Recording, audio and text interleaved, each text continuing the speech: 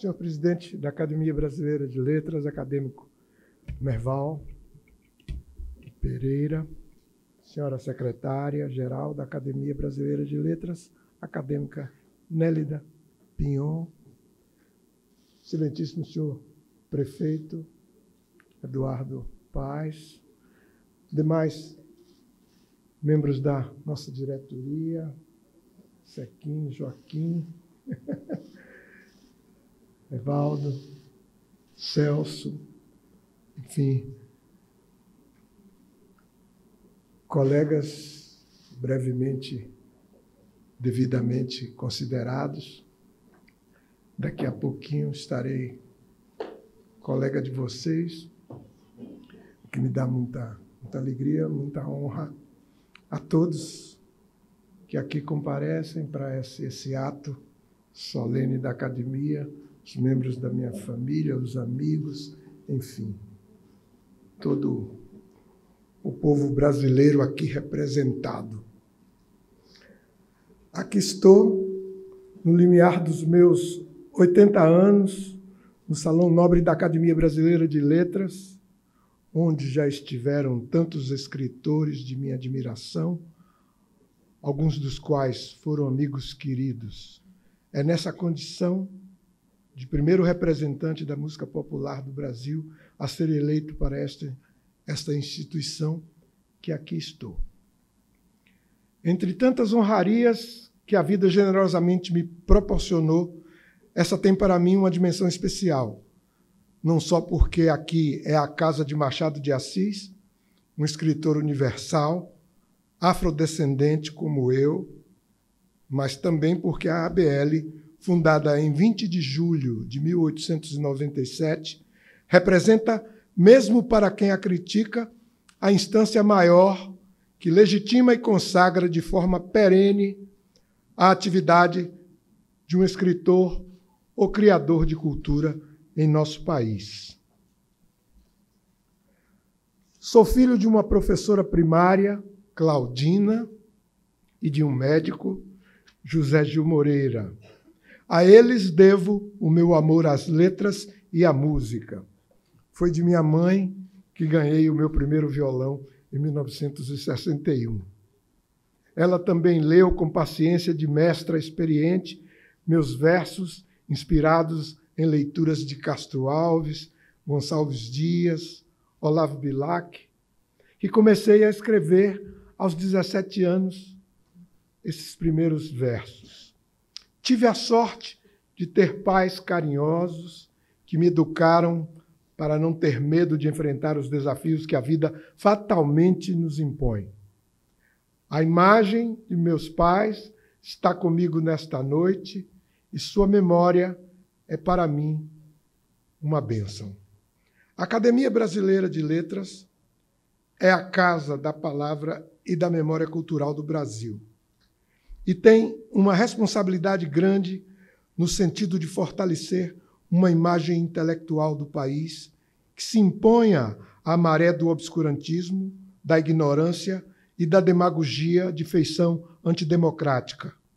Poucas vezes na nossa história republicana, o escritor, o artista, o produtor de cultura foram tão hostilizados e depreciados como agora.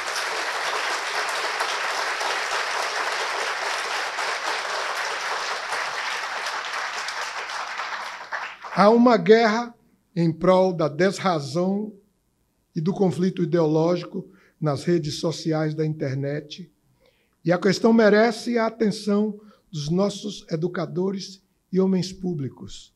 A ABL tem muito a contribuir nesse debate civilizatório.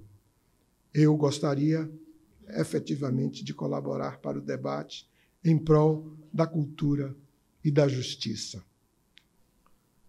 O patrono da cadeira número 20, onde hoje tomo assento, é o escritor Joaquim Manuel de Macedo, nascido em Itaboraí, no Rio de Janeiro, a 24 de junho de 1820. Flora me lembrou de lembrar que é o dia de São João.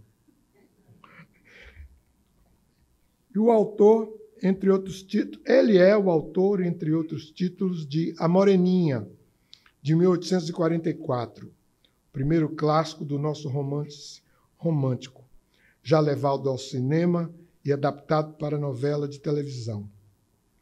O ensaísta e acadêmico José Guilherme Melchior, sobre ele, escreveu: o Macedinho obteve o que Teixeira e Souza não conseguiria, dar respeitabilidade ao romance folhetinesco. Enquanto Alencar inventaria o mito heróico, o índio cavalheiresco, Macedo engendrou um mito sentimental, o da mocinha brasileira, sinhazinha romântica. Médico de formação, político liberal, membro do Instituto Histórico Geográfico Brasileiro, defensor da educação para as mulheres, Macedo é autor também de Lições de História do Brasil, de 1861, e no ano seguinte de Um Passeio pela Cidade do Rio de Janeiro, reunião de crônicas anteriormente publicadas no Jornal do Comércio. Embora tenha escrito em vários gêneros e ocupado postos importantes, o escritor, falecido em 11 de abril de 1882, viveu seus últimos anos atormentado por dificuldades financeiras.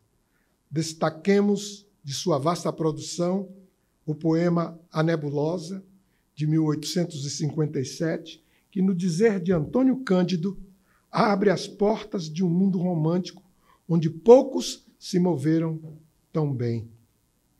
Citemos ainda As Vítimas Algozes, Quadros da Escravidão, de 1869, reeditado em 1988, no centenário da abolição da escravatura, pela Casa de Rui Barbosa, e sua extensa obra teatral, composta entre dramas e comédias, por 14 títulos, dentre eles A Torre em Concurso, de 1863, saborosa sátira que, segundo o crítico e acadêmico Sábato Magaldi, fustiga mais de perto um dos vícios do país, existente até hoje, o complexo de inferioridade nacional, que só reconhece valor no estrangeiro e, muitas vezes, se abandona à sua falta de escrúpulos. A figura gigantesca de José de Alencar parece hoje dominar quase todo o território do romance romântico brasileiro, mas Joaquim Manuel de Macedo é um nome a merecer resgate para além de sua eterna moreninha.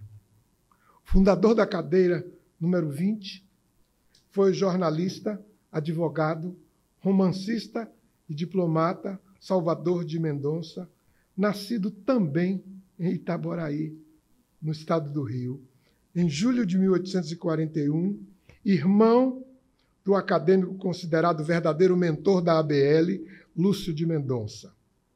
Na diplomacia, serviu, entre outros postos, como cônsul-geral nos Estados Unidos, atuando no sentido do imediato reconhecimento do nosso então novo regime republicano junto ao governo americano. Foi, juntamente com o irmão, um ativo integrante do movimento republicano do Brasil. Participou também, com Amaral Valente e Lafayette Pereira, da Conferência de Washington, de 1889-1890, no intuito de ampliar a nossa integração comercial no continente. Atuou na assinatura do Tratado de Reciprocidade em 1891 e nas tratativas com o governo dos Estados Unidos no sentido de obter ajuda americana para fazer cessar a revolta da Armada, o que de fato aconteceu em 1894. Dele dirá Emílio de Menezes, seu sucessor nesta casa. Há, na vida de Salvador de Mendonça, de tão difícil apreensão, um traço de suave e melancólica poesia que a perfuma e a formoseia toda. É a revivescência do seu primeiro sonho de amor. Velho, fez reflorir na velhice o melhor trecho da mocidade de um homem. Morreu entre as rosas que cultivava paternalmente. Dizia ele que a sua melhor página era o conto escrito no início da carreira literária, dedicado à mulher amada, à sua primeira noiva, intitulado A Tua Roseira. O poeta e boêmio, satirista Emílio de Menezes, nascido em 1866 em Curitiba, adotou o Rio de Janeiro e, aqui tendo por base a confeitaria Colombo, escreveu para diversos jornais, publicou poemas, ironizou figuras públicas e até os seus próprios amigos. Muito dessa produção galhofeira corre o risco hoje de ser carimbada como politicamente incorreta e mesmo de racista. Mas eram outros os tempos. E os jornais de então não só estimulavam esse tipo de literatura, como abriam um generoso espaço para todo tipo de matéria que pudesse dar margem à polêmica e ao riso. O poeta e jornalista pernambucano Bastos Tigre, que o conheceu bem, escreve em reminiscências que os seus sonetos, ouvidos a princípio com complacência, foram em breve aplaudidos com entusiasmo. E que bem os recitava! Sobrava-lhe talento, espírito, irreverência, alegria. Em pouco tempo, dominou a roda, conquistou amigos, uns por admiração, muitos por medo da sua língua, que era um florete de agressividade, e pela elegância do ataque. Já sabes a última do Emílio? Era comum a pergunta nas rodas literárias entre jornalistas e boêmios. E a última do Emílio, um trocadilho, uma sátira, um epitáfio, era repetida às risadas nos cafés e nos bares, nas livrarias e nos salões de barbeiro. E em pouco tempo toda a cidade a conhecia. O mais das vezes, a boa pilhéria acabava deturpada pelas várias edições de narradores. E ainda faltava a esses a graça do dizer, a comicidade verbal que lhe dava o autor. Emílio era, de fato, excelente narrador. O tom da voz, a mobilidade da máscara colaboravam no efeito cômico de suas improvisações jocosas e mordazes.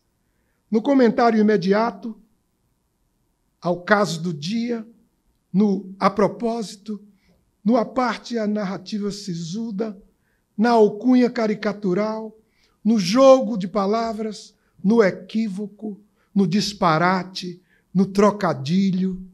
Se havia, por vezes, maldade ferina, havia também, e principalmente, graça, xiste, agudeza. Machado de Assis, devido à vida boêmia do poeta, não simpatizava com a ideia da eleição de Emílio, tanto que ele só candidatou-se após a morte do grande escritor.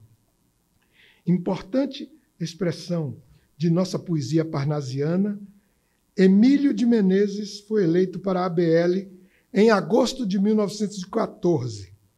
Consta que alguns votaram nele como uma espécie de salvo-conduto de que estariam protegidos dos dardos envenenados dos seus versos. Nas mãos de Emílio, uma simples notícia de jornal, como, por exemplo, a senhora Pepa Ruiz e o senhor Pulpo de Moraes andam em negociações para o arrendamento do mercado do Rio de Janeiro. Uma notícia como essa podia se transformar num bem urdido poema. Leamos o Prosopopeia de Pepa ao Pulpo. Parece Peta.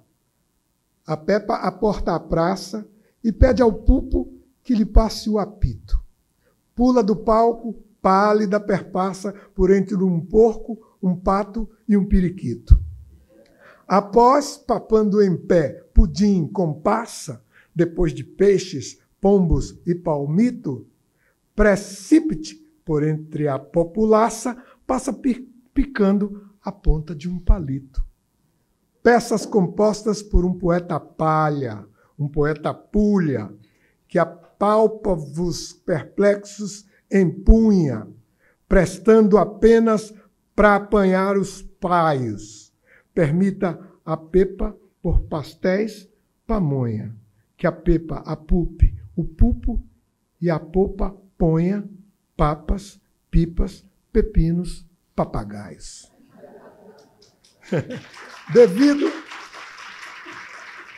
Devido a problemas de saúde, só tomaria posse por meio de carta, poucas semanas antes de sua morte, de uremia, em 24 de abril de 1918.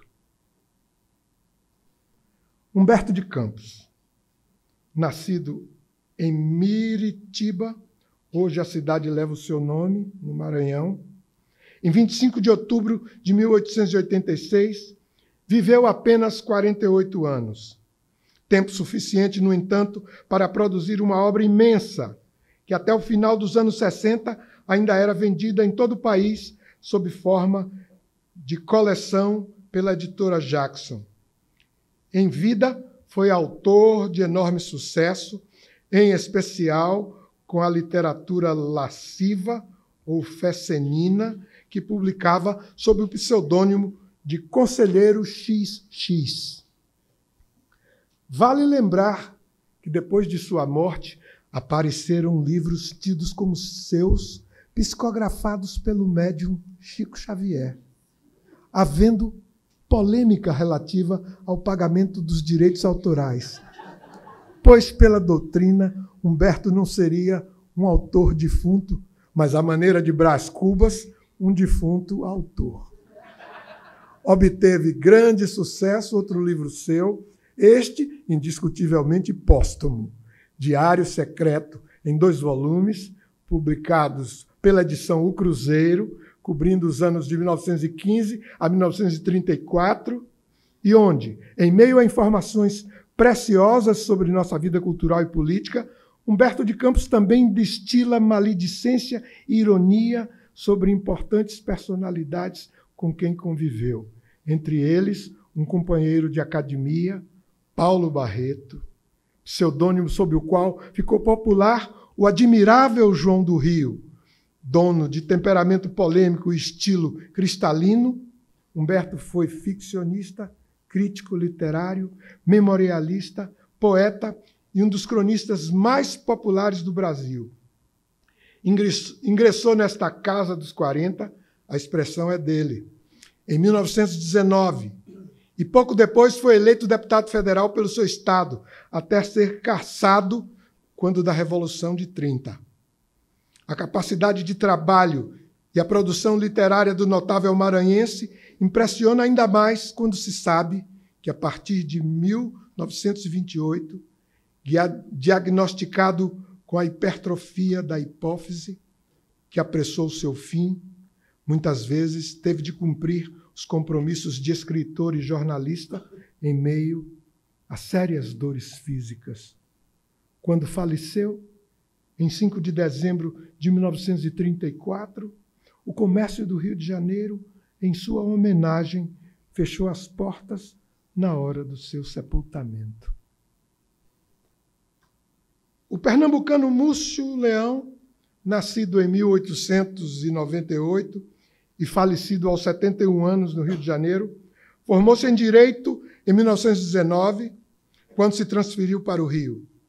Aqui trabalhou no Correio da Manhã e no Jornal do Brasil, até fundar em parceria com alguns amigos, entre eles o poeta Cassiano Ricardo, o jornal Amanhã, onde criou e dirigiu o suplemento Autores e Livros, publicado com algumas interrupções entre 1941 e 1950, e que continua a ser uma fonte de consulta imprescindível aos historiadores e estudiosos da nossa literatura. Aguarda-se a reedição desse valioso material, que compreende textos inéditos dos maiores escritores contemporâneos, ilustrados por artistas do naipe de Vieira da Silva, Gould e Portinari, além de repor em circulação o nome de nosso passado literário a cada edição.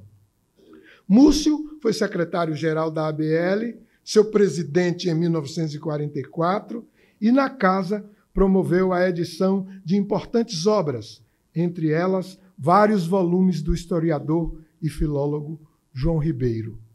Publicou contos, romances, ensaios literários e 2 livros de poemas, Tesouro Recôndito, em 1926, e Poesias, em 1949. Neste, assim define o poeta. Poeta, ser estranho, ser enigmático entre os seres. Vejo-o isolado das cores, das formas e das ideias, isolado nessa crepuscular solidão que o acompanha. Aurélio de Lira Tavares, nascido em João Pessoa, na Paraíba, em novembro de 1905, falecido no Rio de Janeiro em 1998, foi general do Exército, historiador de temas militares, memorialista e embaixador do Brasil na França. Foi recebido nesta casa por Ivan Lins, o notável historiador do positivismo no Brasil, em abril de 1970. Em seu discurso, Ivan ressaltou as qualidades literárias do empossado. Disse ele, autor de mais de 30 livros, numerosos artigos em revistas e jornais, além de importantes conferências, ensaios e discursos, foi como escritor que a Academia vos elegeu. Sois um escritor nato e empunhais a pena como quem respira por irreprimível impulso, a fim de externar as manifestações de uma inteligência forte, cultivada em todos os ramos do saber e dotada de acentuadas aptidões literárias, não só na prosa, mas até na poesia. Ressalte que é desconhecida, no entanto, a produção poética de Lira Tavares. Entre as obras que publicou, merece destaque A Engenharia Portuguesa na Construção do Brasil, livro de 1965, que mestre Alberto da Costa e Silva reputa como uma notável contribuição aos nossos estudos históricos. Um outro, A Independência do Brasil na Imprensa Francesa, em 1973, e um outro, O Brasil de Minha Geração, 2 volumes de memórias publicados em 1976, 1977. A mim, na condição de vítima da repressão militar que tomou conta do Brasil a partir de 1964, a ponto de ter sido preso e em seguida obrigado a deixar o país em julho de 1969, assim como fizeram outros amigos meus, entre eles Caetano Veloso, me causou, a princípio, um certo desconforto o ter de tratar aqui de um dos 3 integrantes da junta governista provisória que comandou o Brasil de 31 de agosto a 30 de outubro de 1969. Mas, ao contrário, na constatação de como gira, às vezes com ironia, a roda da história, do ponto de vista acadêmico, os que conheceram e conviveram com o general Lira Tavares nesta casa, reiteram o seu comportamento sempre afável e solidário, sua cultura literária e histórica, sua dedicação aos valores que balizam a história da ABL. Por último, destaco o meu antecessor imediato, o jornalista, advogado Murilo Melo Filho, nascido em 1928, em Natal, autor de vários livros e que por muitos anos foi atuante colunista político nas páginas da revista Manchete. Murilo, ou Murilinho, como era carinhosamente referido, já aos 12 anos assinava textos no Diário de Natal. Ele nos deixou aos 91 anos em maio de 2020, e a impressão que permaneceu em todos com quem conviveu foi a de um homem de diálogo, sempre gentil e prestativo. Desenvolveu por esta casa um sentimento de afinidade verdadeiramente amoroso. Não recusava o convite para representá-la em outras academias estaduais e municipais, sempre fazendo questão de comparecer com o fardão da ABL. Entre os seus livros destacam-se O Desafio Brasileiro, com sucessivas edições, O Modelo Brasileiro, com a apresentação do economista Mário Henrique Simonsen, Tempo Diferente, de 2005, uma antologia de perfis de personalidades que conheceu ao longo de sua vida de incansável jornalista, entre elas Jânio Quadros, Carlos Lacerda, Café Filho, Otto Lara Rezende, Guimarães Rosa e Raquel de Queiroz. Sobre Tempo Diferente, manifestou-se o cientista político e acadêmico Cândido Mendes. Murilo Melo Filho integra o núcleo desta geração Manchete, que hoje dá à academia esta colaboração inédita de membros vindos de um momento antológico e dramaticamente fugaz de um jornalismo inovador no país. Existe nestas páginas a caprichosa tessitura de toda uma instigante era da sociedade brasileira, com revelações de muitos bastidores. Na análise de cada um desses personagens, constrói-se a leitura de um momento brasileiro, graças à pertinácia de memória de Murilo, nas vidas que atravessou, com a determinação de sua esplêndida escuta de jornalista.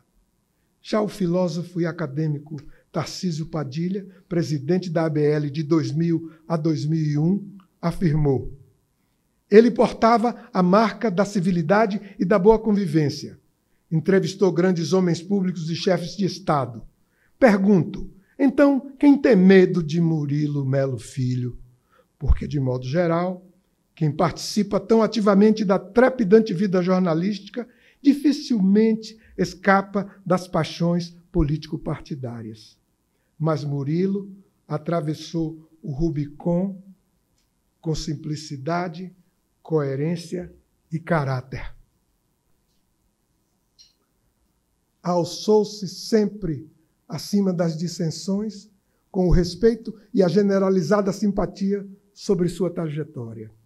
Suas obras, sobretudo o Testamento Político, narram as histórias de uma década de intensa e febril atividade jornalística, nas conversas soltas e formatadas pelo seu espírito objetivo e cordial. O último livro de Murilo Melo Filho é dedicado a esta casa. Chama-se Os Senhores da Palavra, Academia Brasileira de Letras e Bem-Humoradas. É de 2014, uma das obras que se ombreia no anedotário geral que Josué Montello dedicou à ABL. No entender do filólogo e acadêmico Evanildo Bechara, o agradável nessa leitura, além do simples sorriso, é a interpretação das personalidades envolvidas nas histórias, muito bem selecionadas e, melhor ainda, narradas. Em muitos casos, junta-se o humorismo à saudade, num reencontro com amigos queridos. E Arnaldo Nisquier, que com ele conviveu por 5 décadas, escreveu sobre este livro. Nele, Murilo Melo Filho reuniu textos e frases sobre o que 80 acadêmicos, todos já mortos, disseram, fizeram e discutiram ao longo de sua passagem pela nossa Academia Brasileira de Letras. São fatos bem-humorados, contados com a graça própria de intelectuais sábios e cultos, aqui compilados com verve e estilo. O autor teve a preocupação de reconstituí-los com cuidado e exatidão. Senhoras acadêmicas, senhores acadêmicos, nascido em Salvador, passei a minha infância em Ituaçu, no interior do estado. Contemplo desta tribuna o menino que fui e me espanto. A curiosidade e algumas interrogações daquela época permanecem vivas em mim, sempre procurando acompanhar o desenvolvimento das novas tecnologias, no que elas possam contribuir para o bem de todos. Costumo me perguntar: o que será do Brasil em meio a esse mundo de pandemias e guerras? Que destino aguarda a Amazônia? O que os políticos estão fazendo para acabar com a fome e o analfabetismo? Quando conseguiremos alçar a tão sonhada independência, alcançar a tão sonhada independência científica e tecnológica? Até quando o Brasil será o país do futuro de Stefan Zweig? Não tenho respostas ou verdades consolidadas, nem sei se as terei um dia. Procurei, junto com alguns brilhantes companheiros de geração, colaborar para que o Brasil fosse respeitado e amado mundo afora. Participei de movimentos culturais como a Tropicália, que continua dando frutos por aí. Tive grandes êxitos e alegrias nesta vida, mas também fundas tristezas. A maior e a mais dolorosa, a perda do meu filho Pedro Gil. Mas não desanimo, porque é preciso resistir sempre. Nesta noite, estão comigo em pensamento todos aqueles que me incentivaram na minha trajetória, que começou com Claudina e José Gil, meus pais, e que hoje ganha afetuoso reconhecimento na casa do grande escritor e também filósofo Machado de Assis. Apesar dos tempos politicamente sombrios que vivemos, aposto na esperança. Contra a treva física e moral, que haja ao menos a chama de uma vela, até chegarmos a toda a luz do luar. Permitam-me recordar. Se a noite inventa a escuridão, a luz inventa o luar. O olho da vida inventa a visão, doce clarão sobre o mar. Essa é nossa aposta na vida e na alegria.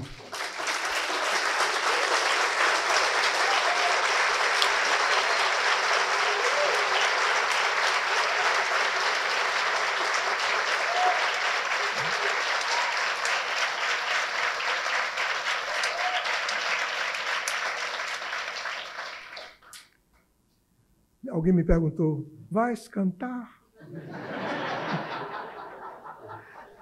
Eu disse não, mas acabei cantando.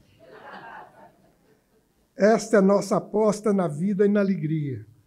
Agradeço pelo estímulo inicial que me trouxe até aqui, aos acadêmicos Marcos Vilaça, Cacá Diegues, Merval Pereira, Antônio Carlos Sequim, que, somados ao sempre amoroso aconselhamento de Flora, minha mulher, contribuíram na minha decisão de postular um lugar nesta casa.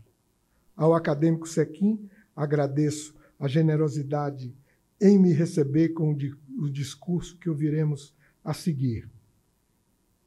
É dele, aliás, e dele, endosso os versos do poema Luz, composto unicamente por monossílabos, num total de 32, e que revela nossa busca solidária pelo espaço solar da liberdade e a crença em comum de que a luz verdadeira é a que nasce dentro de nós. Ao ver o não que sai da dor, o som da voz já vai no sim, no tom do céu, não vi mais luz do que no sol que há em mim. Em maio de 1968, na capa do meu segundo LP, já integrado à Tropicália, apareço envergando um fardão. Ao recordar esse episódio, rabisquei. Sempre houve críticas à academia, que a casa de Machado não faria jus ao sonho que sonhara ser um dia, todos ali representados por alguns. Tal ampla representatividade sonhada por Nabuco e demais fundadores, jamais fora alcançada de verdade, jamais todos os saberes e sabores. Eu mesmo, nos meus tempos de aventuras, cheguei a envergar um garboso fardão, vestido então como ironia dura, a fantasia pura da ilusão. Juntava-me naquele instante aos muitos que alfinetavam a instituição. Mal sabia eu quais os intuitos do destino astuto à interrogação. Um amigo meu lembrou-me agora, há poucos dias, que as ironias sempre trazem seu revés. Papéis trocados, eis aqui, vida vadia, fardão custoso, bordado a ouro, vistoso, me revestindo da cabeça aos pés.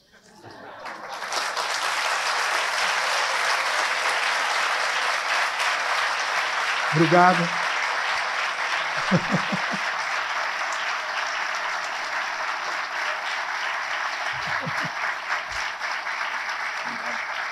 Aos que me ouviram aqui, aos que acompanham essa cerimônia pela internet, agora já temos a internet. Aquele abraço e muito obrigado.